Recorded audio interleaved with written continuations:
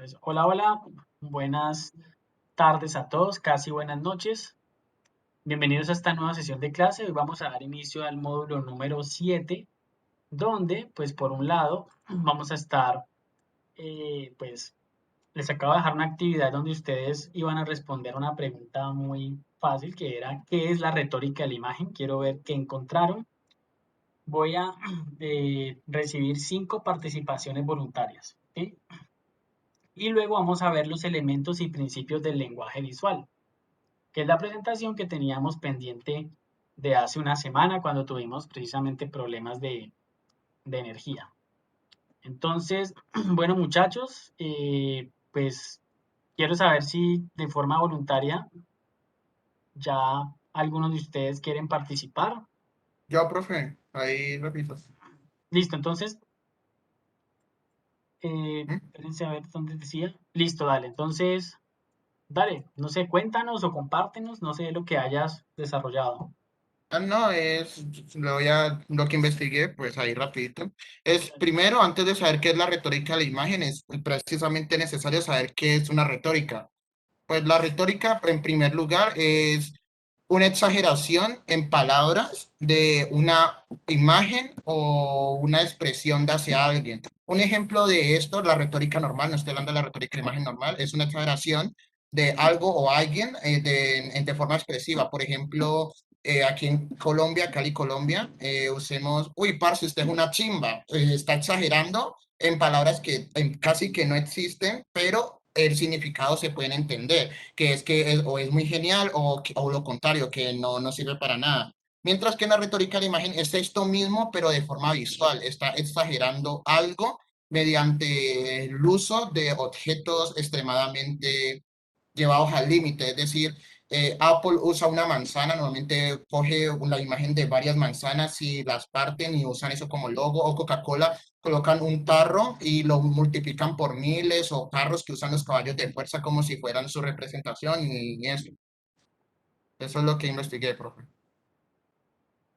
Listo, vale, muchas gracias. Muy buena intervención y muy, digamos, pues pertinente que hayas incluso mencionado la palabra retórica en sí desde su origen, ¿no? A pesar de que tiene, por supuesto, muchos más, digamos, definiciones, la palabra retórica como tal, más allá de simplemente una exageración, ¿no? Porque, de hecho, la exageración es como una parte de lo que son las figuras literarias. Y las figuras literarias, en cierta manera, sirven también para dar retórica. Muy bien, entonces acaba de participar Sebastián Estupiñán, otro voluntario, muchachos. Profesor, pues a mí yo quería complementar una parte de lo de Sebastián.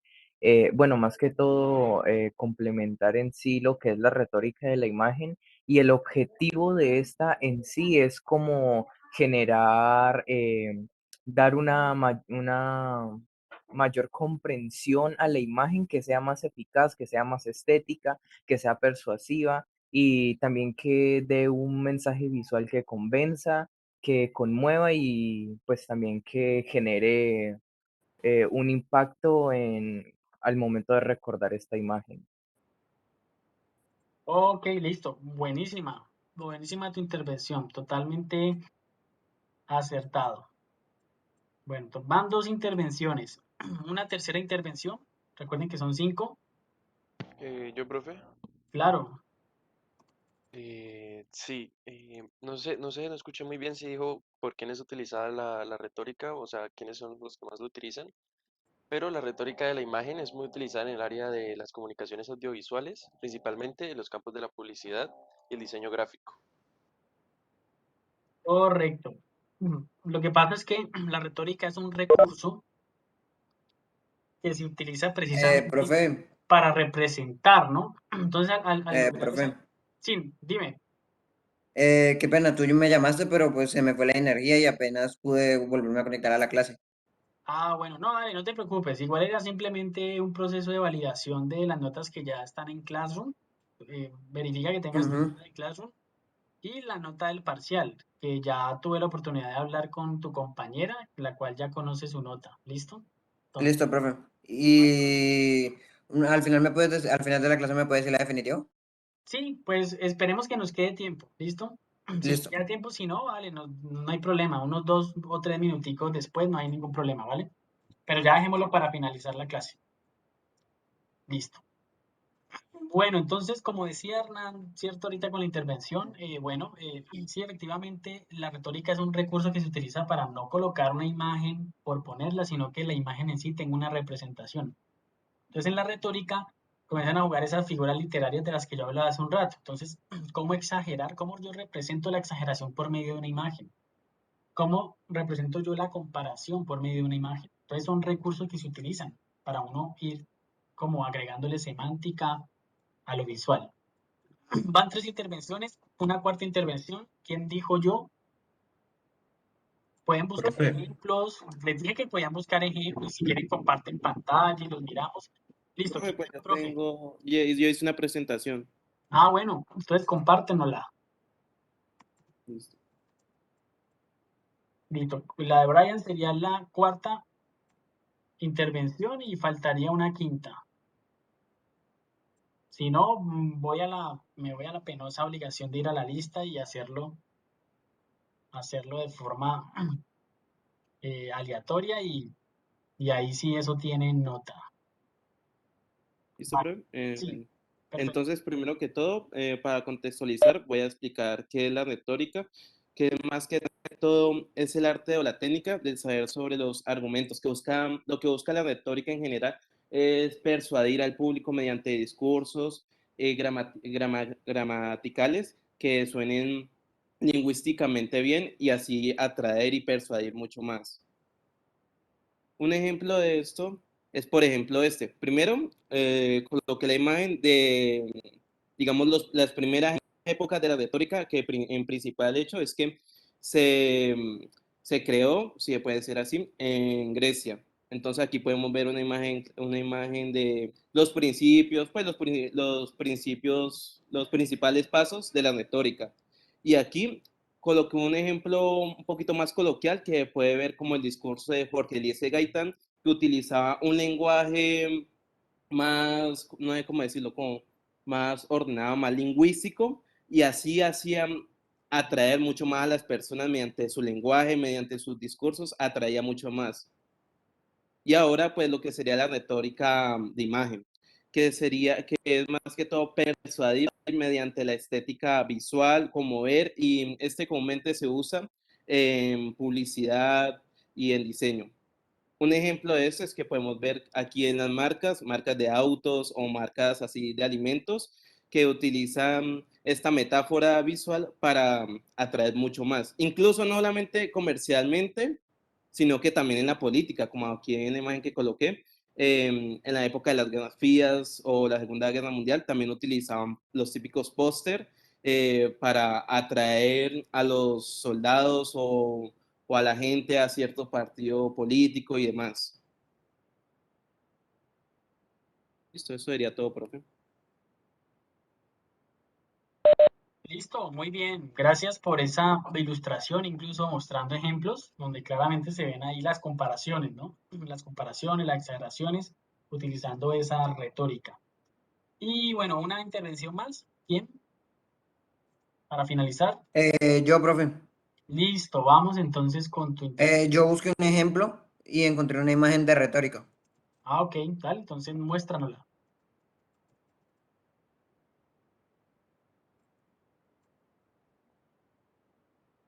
Ya comparto, profe.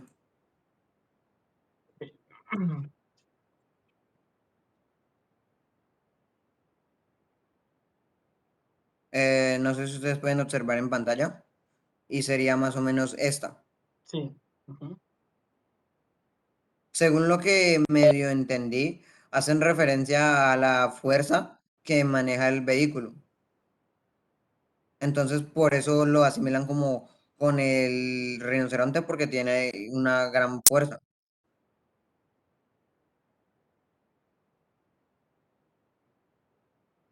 Listo, profe.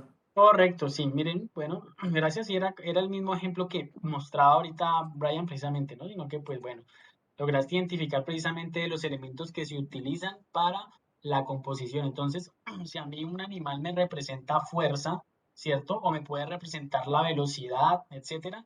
yo cómo puedo integrar ese concepto de velocidad de un animal para colocarlo, digamos, en un contexto que yo quiera representar la velocidad. O sea que miren todos ya los elementos que empieza uno a tener en cuenta para tener una coherencia en la representación de las cosas. Listo. Entonces, ya fueron las 5 intervenciones. Entonces, bueno, gracias a quienes participaron. Les salvaron de pronto de una penosa situación a quien de pronto no haya alcanzado a explorar algo, ¿no? Pero bueno, creo que esa no era la intención, sino que más bien que todos buscaran sobre este término de la retórica para que ya nosotros empecemos a utilizarlo también dentro de nuestros criterios de composición. Y hablando de criterios de composición, entonces ahora sí voy a pasar a presentarles los elementos y principios del lenguaje visual.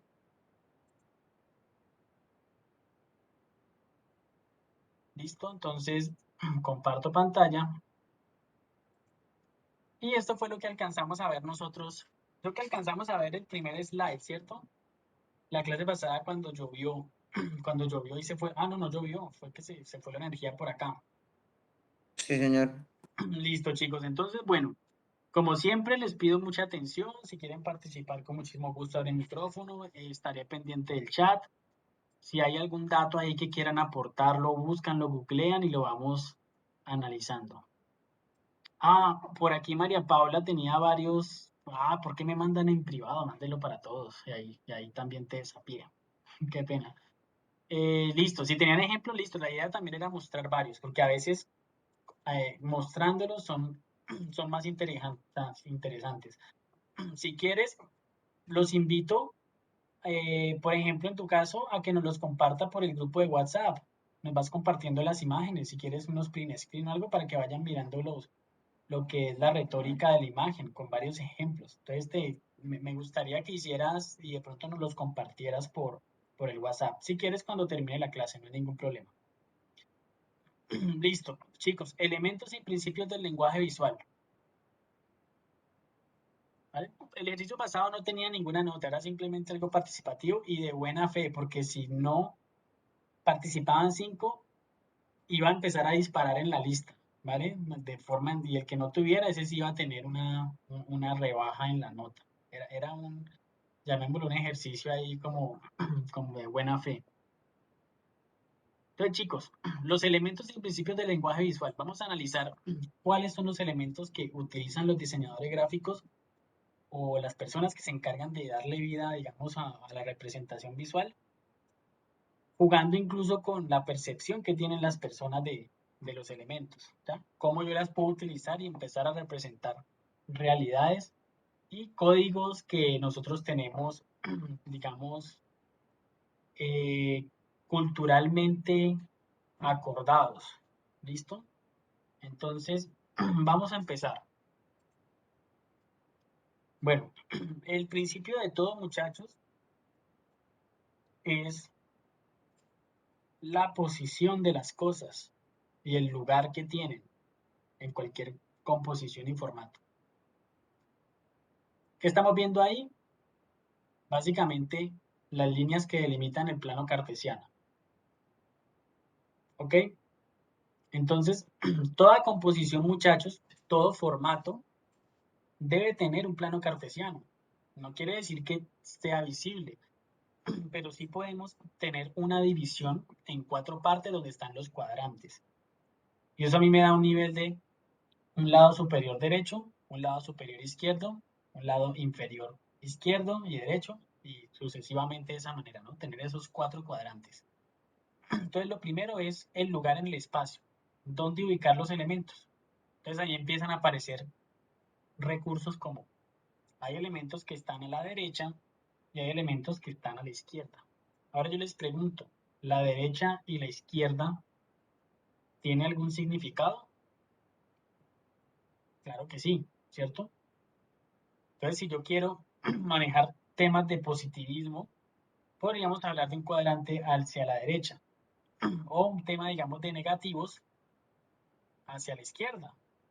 Así es como nosotros representamos nuestra realidad en el plano.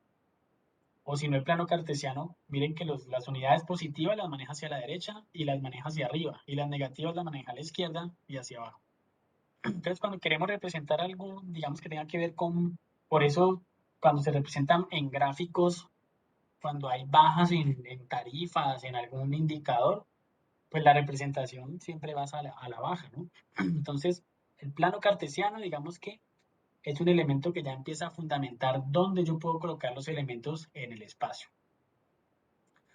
Específicamente, si hablamos de las pantallas, ya en temas de diseño digital, toda la codificación también está planteada a partir del plano cartesiano. De hecho, nosotros cuando abrimos Illustrator, ahí estamos trabajando en base a un plano cartesiano, donde si nosotros nos enfocáramos en las unidades que nos va arrojando el programa a medida que vamos moviendo un elemento de un lugar a otro, vamos a dar cuenta que hay unidades negativas y positivas, que están determinadas, por supuesto, por el plano cartesiano.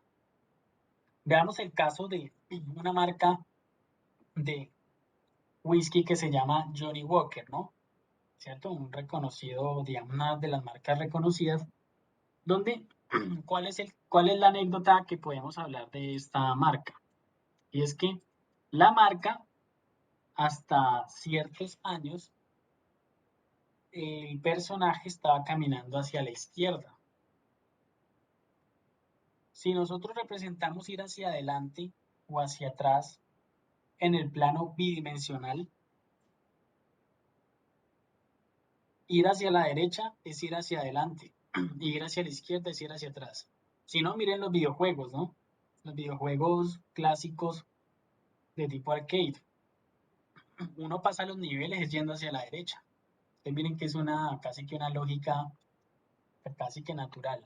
A pesar de que realmente no estás yendo hacia adelante porque estás en el plano bidimensional. En los juegos 3D donde tú vas hacia el frente, vas hacia atrás o vas hacia los lados. Entonces, ¿qué pasa con Johnny Walker? A partir pues aquí aparece como si fuera en el 98, pero creo que eso fue mucho después.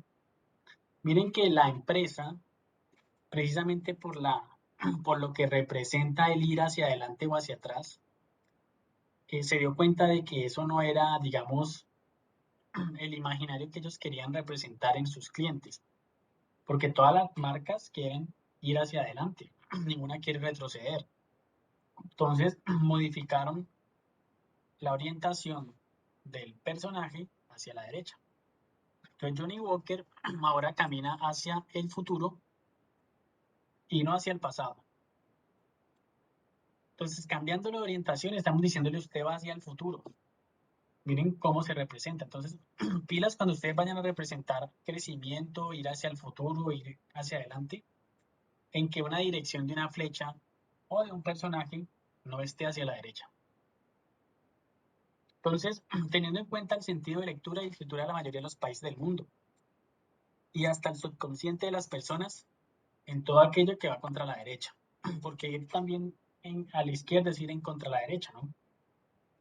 Puede tener incluso énfasis políticos que de hecho con el caso de Johnny Walker era también asociado por eso, ¿no? Por tema de político. Entonces la marca decidió reordenarse y por supuesto colocar la orientación hacia adelante. Listo, regáleme en un segundito, voy y recargo mi vaso de agua y ya regreso para empezar a ver los elementos conceptuales.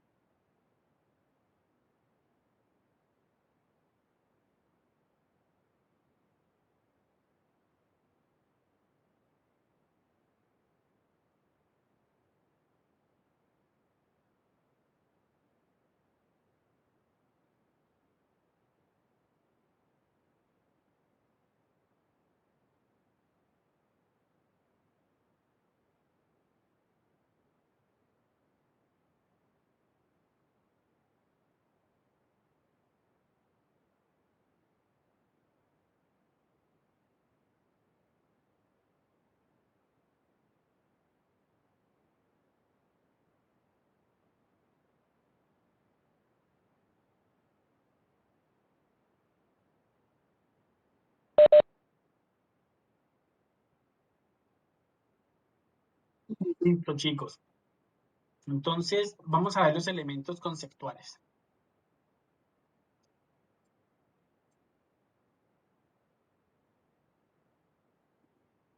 Bueno, el primer elemento, chicos, el primario, el génesis de todo, es el punto.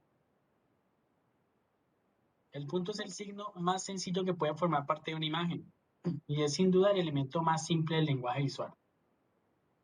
El punto tiene una enorme fuerza de atracción sobre la mirada y su ubicación dentro del encuadre crea interesantes relaciones de composición. Si ustedes quieren dirigir la mirada de las personas hacia un lugar en específico, pongan un punto en un mar blanco y díganme si no les llamó la atención ver ese punto ahí.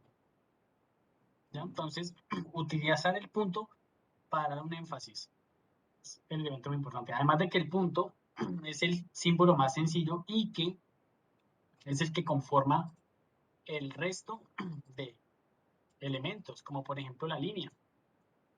La línea es el trazo del punto al desplazarse. O sea que es como si moviéramos ese puntico hacia cualquier orientación dependiendo de la dirección que queramos dar.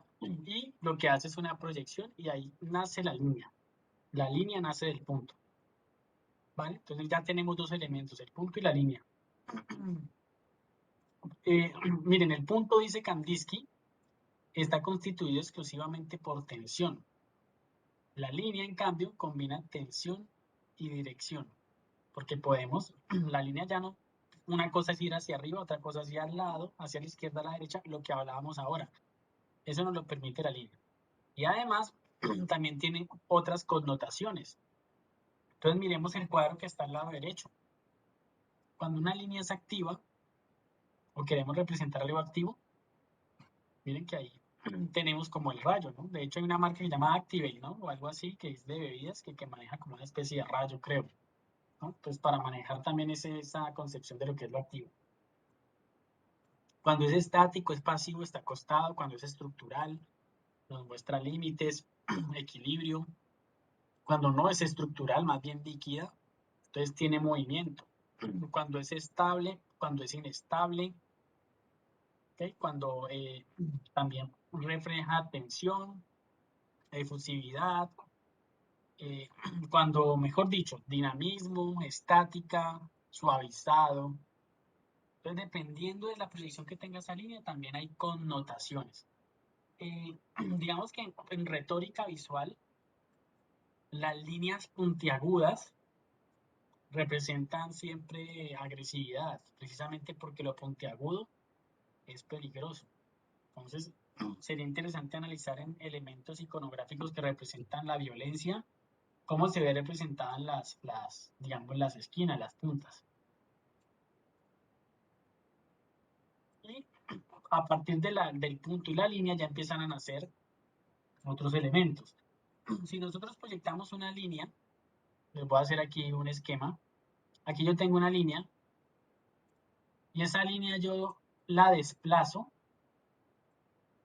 me nace el plano. Y ya sabemos que ese plano pues también tiene a su vez una línea o límite, que también le llamamos nosotros como vértices o stroke, ¿no?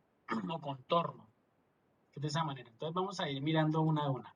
Bueno, el plano surge del desplazamiento de una línea en el espacio y puede adoptar numerosas formas y colores. Las formas básicas del diseño pueden estar construidas por una superficie, que es el relleno, el plano, o por el contorno, que sería el límite. Entonces miren el porqué de lo que nosotros hemos estado trabajando tanto tiempo en Illustrator, ¿no? Lo que ya conocemos de forma práctica.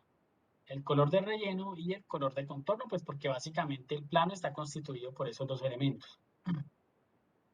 Y tenemos las formas fundamentales, que son el cuadrado, el círculo y el triángulo. El cuadrado es una figura de 4 lados con ángulos rectos de 90 grados. Es una forma estable, representa estabilidad, rectitud, honestidad y equilibrio. Miren cómo empiezo yo a pensar en términos que ya empiezan a representar más allá de lo que la forma nos da. Entonces, si yo estoy hablando de, no sé, de una ficha que hable sobre, no sé, el código de ética de la universidad, entonces puedo irme por elementos más cuadrados para que se vea más equilibrado, más honesto, ¿no? Que en vez de irme con diseños mucho más extrovertidos, por así decirlo. El círculo representa el plano, la circunferencia es su contorno, nos sugiere movimiento, rotación, centro de atención, infinito, inestabilidad, pero también parte del plano, ¿no? Sino que las esquinas se redondean. El triángulo es una de las figuras de tres lados cuyos ángulos y lados son todos iguales, cuando se trata, por supuesto, de un ángulo equilátero. Es también una figura estable, pero no tanto como el cuadrado. Puede tener un sentido de verticalidad siempre que lo representemos por la base. Sugiere acción, extensión y conflicto por tener precisamente esas líneas puntiagudas que yo les mencionaba. Pero a su vez también representa equilibrio cuando estamos hablando de que está sobre un plano, ¿no? O sea, sobre un límite, llamémoslo recto. Y luego ya podemos conjugar planos, contornos, dirección y podemos tener como resultado el volumen. El volumen es lo que permite agregarle tridimensionalidad a los elementos, a representar desde la bidimensionalidad lo que está detrás y lo que está adelante. Sin el volumen no podríamos representar eso. Y ahora pues vamos a dar unos ejemplos de específicamente. El volumen es un objeto gráfico que crea un espacio tridimensional con sus características de ancho, altura y profundidad. Se crea por medio de planos en movimiento y también perspectivas variando el tamaño y todo ello de manera ilusoria porque realmente esto no es tridimensional ni tampoco tiene profundidad. Es algo totalmente de la ilusión, que nosotros lo percibimos y así lo conseguimos, pero al final aquí estamos viendo, si analizáramos esta figura no viéndolo como un objeto 3D, sino como unas líneas entrecruzadas, se van a dar cuenta que al final son líneas entrecruzadas. Y aquí es donde el ejemplo que yo les quería mostrar. El cuadro que está en la parte superior es una fotografía de una composición ideográfica. Miren la palabra que estoy utilizando, ideográfica de un templo egipcio, donde hay una piscina o una especie de piscina, hay un barco y hay unos personajes ahí como rodeando la piscina, ¿no? Que bien podrían ser, no sé, personas que trabajaban en el templo, invitados, yo qué sé. Muchas cosas podrían salir de ahí. Pero ¿qué es lo que nos llama la atención? Que no existía el volumen. Entonces, los que hacían este tipo de grafías en los templos egipcios, estamos hablando, la civilización egipcia es, digamos, una de las más antiguas en términos de, digamos, de historia. Génesis, precursora de muchas de lo que fue la civilización. Y miren que no podían representar el volumen. No se lo imaginaban, que de pronto cómo hacía yo para extender a partir de un plano como un volumen que me represente qué está delante y qué está atrás, para yo saber las proporciones de ubicación espacial de los elementos. No existía, entonces todo lo diseñaban así y de hecho, pues gran parte de las características que tienen estas grafías egipcias, pues eran eso, ¿no? Que incluso para representar los movimientos los personajes estaban en unas poses totalmente bidimensionales. Mencionaba el término ideograma o ideográfico porque son el tipo de composiciones gráficas que están representando acciones o situaciones, ¿ya? O sea, no como una imagen convencional o una fotografía, sino que están representando que algo está sucediendo. O sea, están explicando algo por medio de los gráficos. En la parte de abajo, por el contrario, pues ya vemos una composición digna del Renacimiento, que es una de las grandes corrientes del arte, donde, pues, como pueden ver, se representa la perspectiva y el volumen. Entonces podemos ver cómo hay elementos que están detrás de otros, ¿no? Miren cómo hay personajes que están delante y nosotros podemos tener ese efecto ilusorio de que estos elementos, de que estas personas están delante de otras que están más atrás, y asimismo vemos los puntos de fuga que se van generando entre las paredes, ¿no? Como las paredes del fondo se ven más pequeñas, por acá tenemos un ¿cómo se llama? Un aro, ¿no? Qué pena, ahí me enredé. ¿Cómo se llama esto? Un arco, perdón, un arco eso, un arco que está en la parte del fondo, ¿no? Como un arco romano.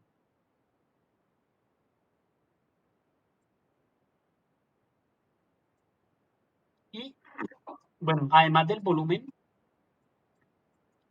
y los que ya acabamos de ver, tenemos otros elementos como son la escala.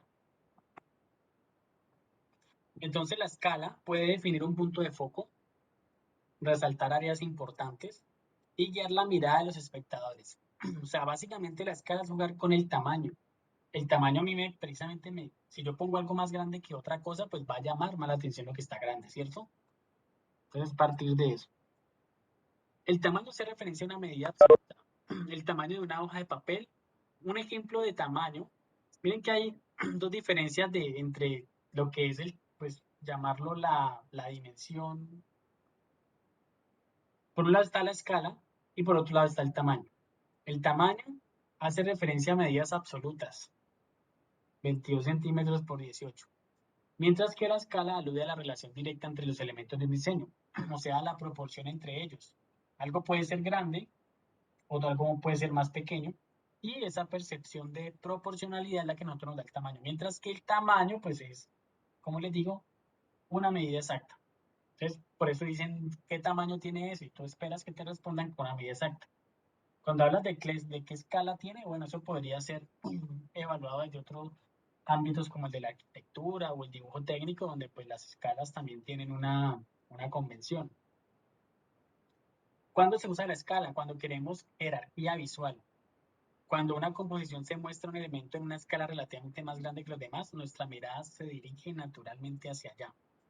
Lo que hicimos en la infografía, que hicimos un tarrito grande de plástico y ahí colocamos un dato. Ese dato es el que más se ve, ténganlo por seguro. ¿Por qué? Primero porque está dentro de un objeto que está grande, que nos está mostrando mayor escala que los demás elementos, entonces va a llamar la atención de primero. Miren que son lógicas que a veces inconscientemente uno va haciendo, pero que obedecen a esa retórica que nosotros queremos mostrar con la imagen. Bueno, la medida, un mismo elemento gráfico puede aparecer grande o pequeño según la ubicación, el color y los elementos que lo rodean. Las pequeñas tienden a alejarse y en general cualquier objeto carece de escala cuando no se puede comparar con algo. Miren lo interesante de eso. No tenemos escala cuando un objeto no se puede comparar con otro. O sea, que si un objeto está solo, no podemos decir si realmente tiene una escala específica.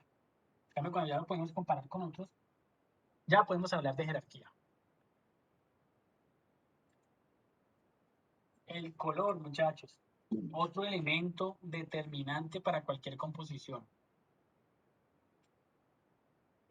Isaac Newton es mundialmente reconocido por haber creado el primer círculo cromático en 1706. Newton tomó el espectro de colores que se produce cuando la luz atraviesa un prisma: el rojo, naranja, amarillo, verde, azul, índigo y violeta, y los ordenó en un círculo segmentado. Curiosamente, al girar rápidamente el círculo en un disco rotativo, los colores se mezclaron y se convirtieron en blanco a la vista del ojo humano. O sea que si uno cogiera una ruleta de colores, al darle muchas vueltas, de forma ilusoria vemos blanco. Y esto es lo que pues nosotros llamamos el círculo cromático, clasificado por la relación que tienen los colores entre sí mismos. Entonces analicen por un momento este cuadro y quiero que analicen por un momento también la nomenclatura que nos está mostrando al lado derecho, ¿vale? Donde vemos que existen colores primarios, colores análogos, colores hue, colores secundarios, complementarios, entintados, intermedios, complementados recortados y de tipo shade.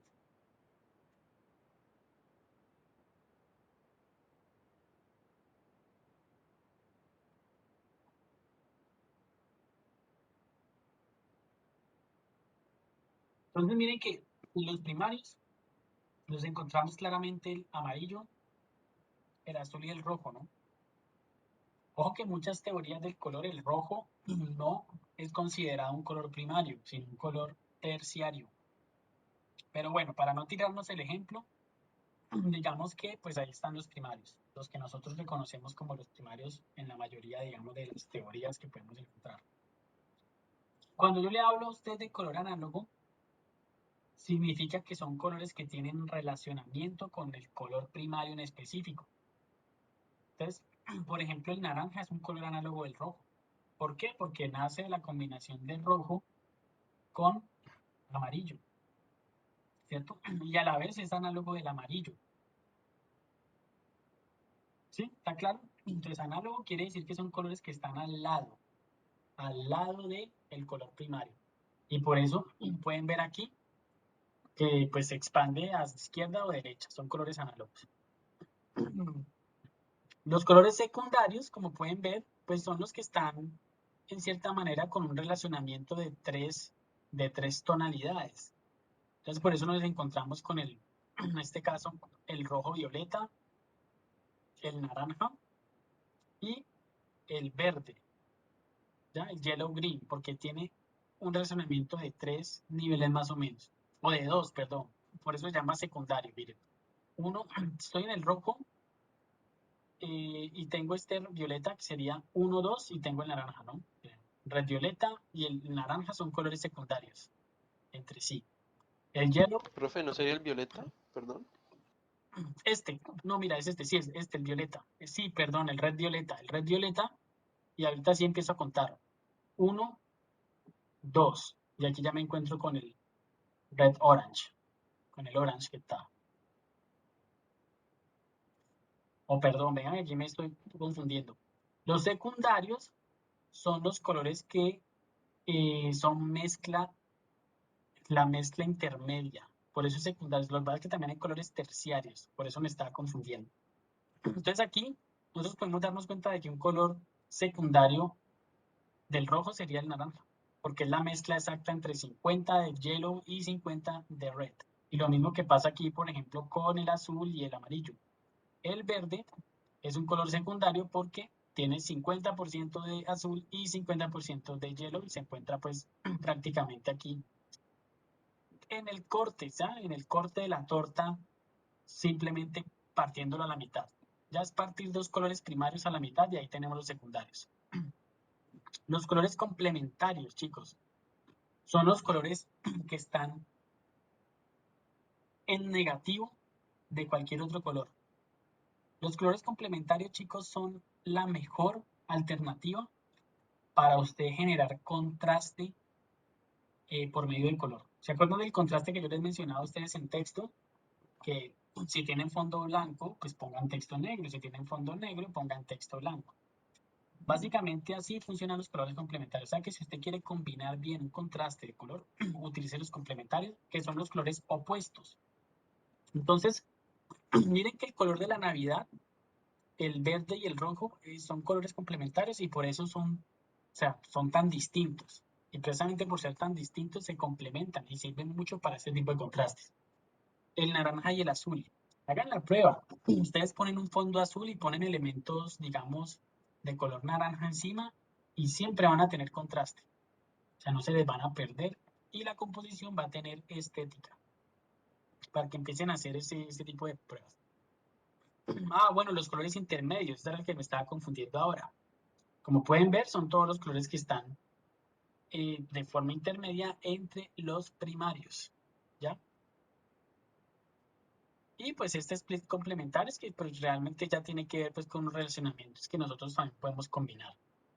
Entonces, por ejemplo, aquí el red violeta, el blue violet y el yellow, que son colores opuestos, pero pues ahí tienen un canal de complementarios y sirven mucho para composición. Esto tiene mucho de largo y de ancho, ¿no? El tema de la teoría del color.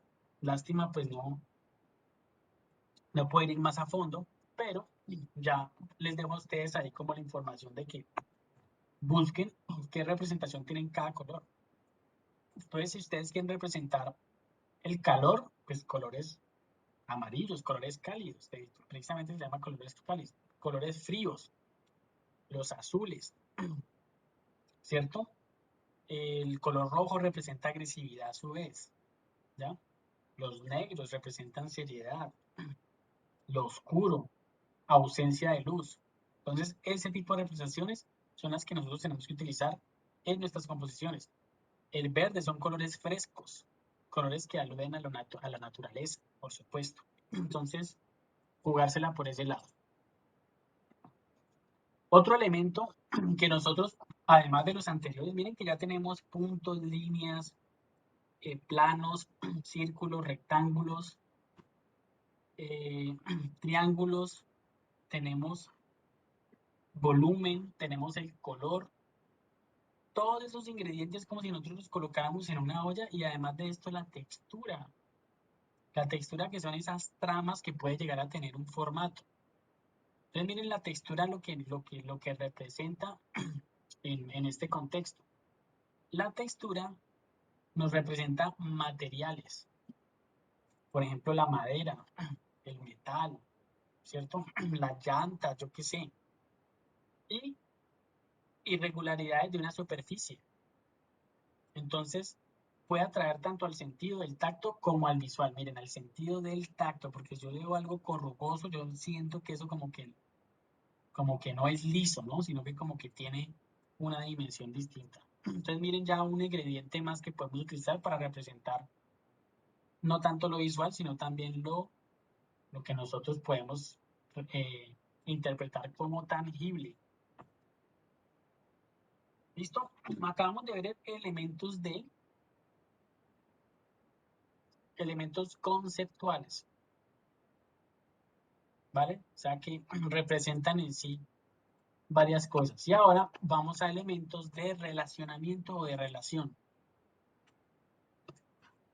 Entonces aquí tenemos lo siguiente, el énfasis o el punto de enfoque. ¿Cómo conseguimos nosotros esto? Cuando creamos un elemento que sea el punto de interés de una composición. Existen varios elementos para crear énfasis. Por ejemplo, si yo pongo una hoja blanca y un puntico negro como el que estaba ahora sin texto ni nada, ahí ya estoy colocando un punto de enfoque, porque hay un elemento que es totalmente distinto y va a ser un elemento de interés en la composición. Entonces miren cómo podemos hacerlo destacándolo. Si todos son triangulares y uno es rectangular, pues ese elemento va a ser el punto de enfoque. Por medio de color, todos son iguales, pero si el color es distinto, ese va a ser un punto de enfoque. Y por tamaño, donde efectivamente juega la jerarquía de la que hablábamos hace un rato. Entonces miren cómo aplicando esos ingredientes de forma, de color o de escala, nosotros podemos volverlo como unos elementos de relacionamiento. O sea, relacionamiento que tienen entre ellos.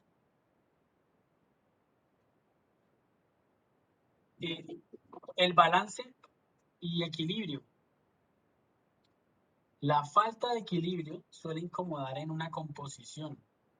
El balance en una composición es importante para mantener una armonía visual. Existen dos tipos de balances de equilibrios.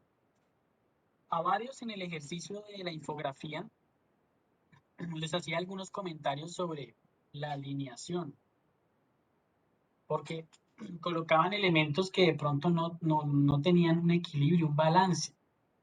Algunos estaban muy pegados como a la línea límite, eso sí que se los mencioné a varios, que no dejaban como un área de respeto.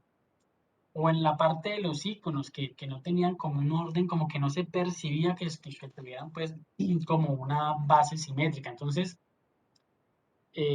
básicamente es por eso, porque si no tenemos equilibrio, eso se vuelve incómodo. Entonces podemos representarlo de forma simétrica. ¿Sí lo ven aquí?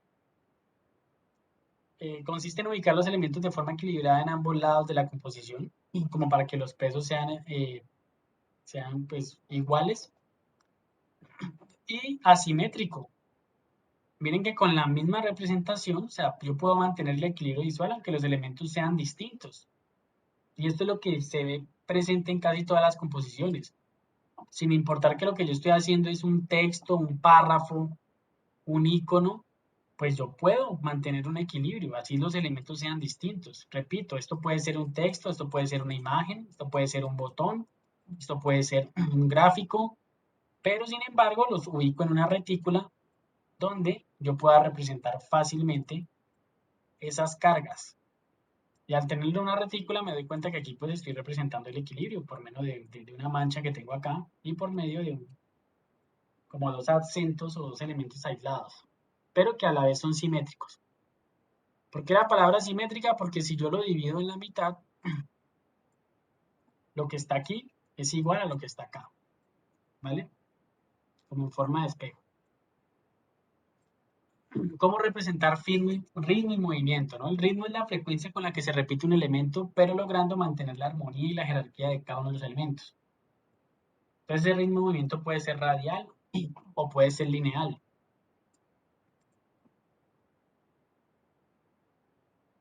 Y lo más importante del movimiento es que sea generalmente en procesos cíclicos. Aquí sabemos pues que todos los triángulos están haciendo una curva y acá como pueden ver, miren el patrón. 1, 2, 3, 4, 5, 6, 7, 8.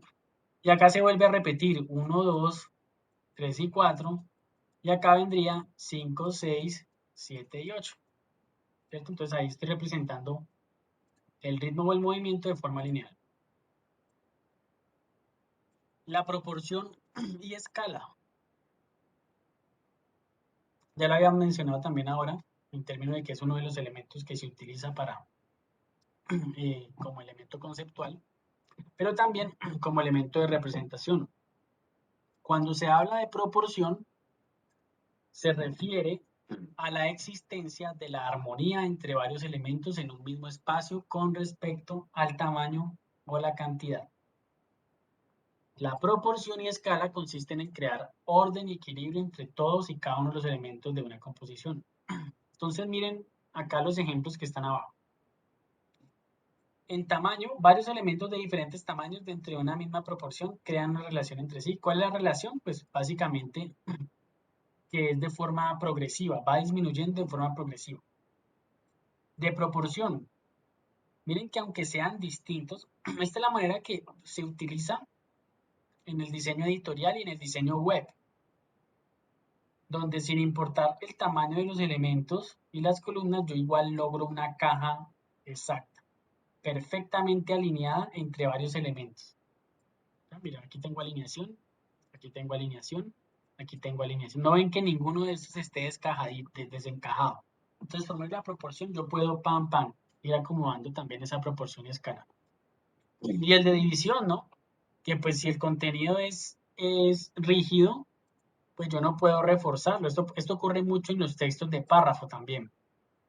Cuando el párrafo no es tan largo, pues yo no lo puedo volver más pequeñito para que llegue hasta acá. O sea, porque yo lo equilibrio ya bien sea por aquí, lo equilibrio por acá, y aquí en este caso lo estamos equilibrando desde aquí, ¿cierto? Entonces, pues si el contenido, como les digo, no se puede, pues no se puede ir agregando texto porque sí, con tal de lograr una cajita como la que está acá, pues no. Entonces hagámoslo en forma de línea de izquierda a derecha, que es el proceso de lectura que nosotros utilizamos, y de arriba hacia abajo, que es el texto como nosotros lo conseguimos y lo leemos, ¿ya? O sea, a la izquierda se pone lo primero que nosotros leemos y a la derecha se pone lo que leemos después. Y arriba ponemos lo que primero leemos y pues por supuesto hasta donde llegue.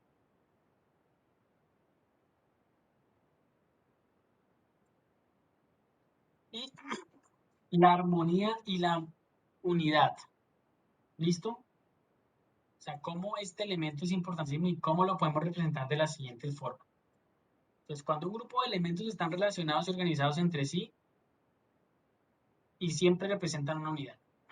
La unidad es la transmisión del mensaje a comunicar de forma coherente y armoniosa para lograr cumplir con un objetivo de diseño. Entonces, ¿qué quiere decir esto? Armonía es relacionamiento, es coherencia. Eso es lo más importante. Entonces, la repetición. Cuando un elemento se copia en repetidas oportunidades, sin importar que sean de diferentes tamaños, pero se está repitiendo el mismo objeto. ¿Por qué es armonía aquí? Porque se trata de una forma triangular que está repetida en distintos tamaños. Pero por eso aquí estamos representando unidad, que la unidad sería la forma en sí del triángulo. Sucesión. Este principio se logra cuando se utiliza de forma repetida un elemento o color en el cual uno de ellos es el que mantiene el punto de enfoque. El punto de enfoque es este, el más grande, lo que acabamos de ver ahora en jerarquía. Proximidad. Se refiere a mantener una distancia entre los elementos de la composición. La distancia es esta que están viendo aquí. Esa distancia debe ser equidistante para que haya armonía y unidad. Si no es equidistante y no están con la misma distancia, ahí ya hay un ruido y ya eso se vuelve desequilibrado y se percibe el desorden. Entonces eso se utiliza mucho cuando hay muchos elementos así pequeñitos y que necesitamos pues que haya como una proporción. Y cuando hablamos de armonía, de hecho, chicos, ahora estaba cometiendo un error hablarles de armonía en los tres anteriores casos. En este y en este no hablamos de armonía, sino de unidad. ¿Vale? Estos tres corresponden a la unidad porque se trata de la forma y de su lugar en el espacio. Pero cuando hablamos del término armonía, es algo que se refiere específicamente al color. O sea, el que tiene armonía es el color, no la forma. De manera poética uno lo puede decir, uno dice, uy, mira que sí hay armonía y de hecho ocurre mucho. Pero es una forma muy poética de referirse a la forma, porque realmente la armonía es un atributo específico del color. Entonces, este principio se refiere al color específicamente. Miren que aquí lo dice. El uso de los colores análogos es el que define la armonía. Los análogos, ¿se acuerdan? Los que están al lado. Los colores análogos son los que tienen una relación, o sea, tienen algo de mí. Si yo fuera un color primario, tienen algo de mí, por eso están al lado mío, al lado izquierdo, al lado derecho. Son armónicos. De hecho, pues la armonía también se refiere a, pues ahorita ya hablándolo también, pues temas musicales, ¿no? Como tal, pero a lo que refiere a lo visual, la armonía se representa por medio del color. Y el contraste. En el contraste como la armonía se refiere al color, pero en este caso a los complementarios. Acuerden que los colores complementarios son los opuestos. Entonces, contraste, colores complementarios, para que sean totalmente distintos. O sea, son colores que no comparten nada en común. Ni un tono, ni una tonalidad, son totalmente colores que están opuestos el uno del otro.